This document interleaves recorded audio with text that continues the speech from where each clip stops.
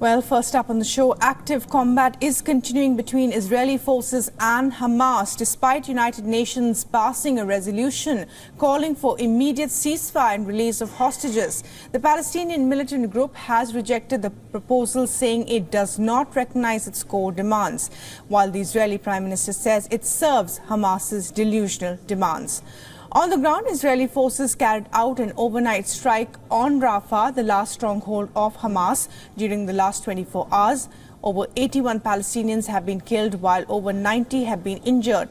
The death toll has risen to over 32,400 in the besieged Strip. The Israeli forces have continued their operation in northern Gaza, where Al-Shifa Hospital is located.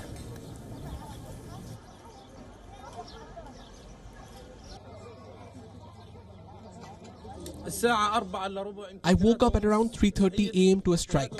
I got up and hugged my daughter, put her to sleep, and got out here to see the whole place covered in ashes. It was horrifying. I wondered what happened, and then saw that whole house had collapsed, as you can see.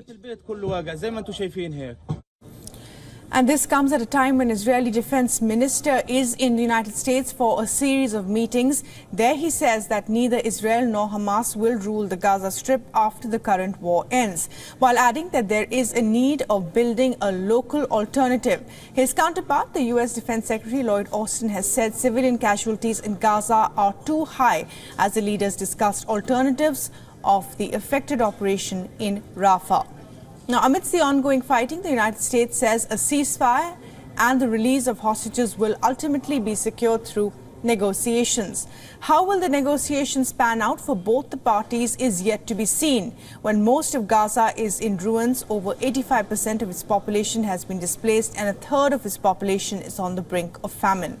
Israel's northern front also remains tense. Lebanon's Hezbollah launched a dozen rockets at the Kiryat Shimona in northern Israel early on Wednesday, killing a factory worker. The attack was in response to Israeli strikes on the village in southern Lebanon a day before. At least 7 people were killed in the Israeli strikes. Israeli forces and the Iran-backed militant group have been exchanging fire ever since the war started out, but cross-border shelling has increased in this week. Meanwhile, in the West Bank, 3 Palestinians were killed and 4 injured during an Israeli strike in the city of Jenin. Israel has stepped up military raids in the region since the war started.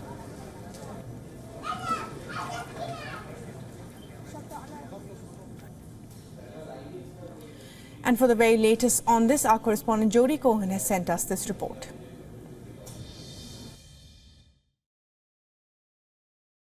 Defense Minister Gallant is attempting to resolve differences in policy between Israel and the Biden administration. The key issue is Rafah. The US opposes a ground operation there, with Defense Secretary Lloyd Austin saying that too many civilians are dying.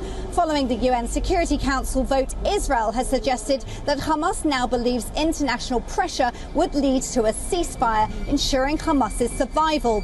Now, the Israeli government says it doesn't see an alternative to evacuating civilians and carrying out a ground operation in Rafah in order to defeat Hamas. They also believe that military pressure is what will lead Hamas to seriously negotiate on the hostages.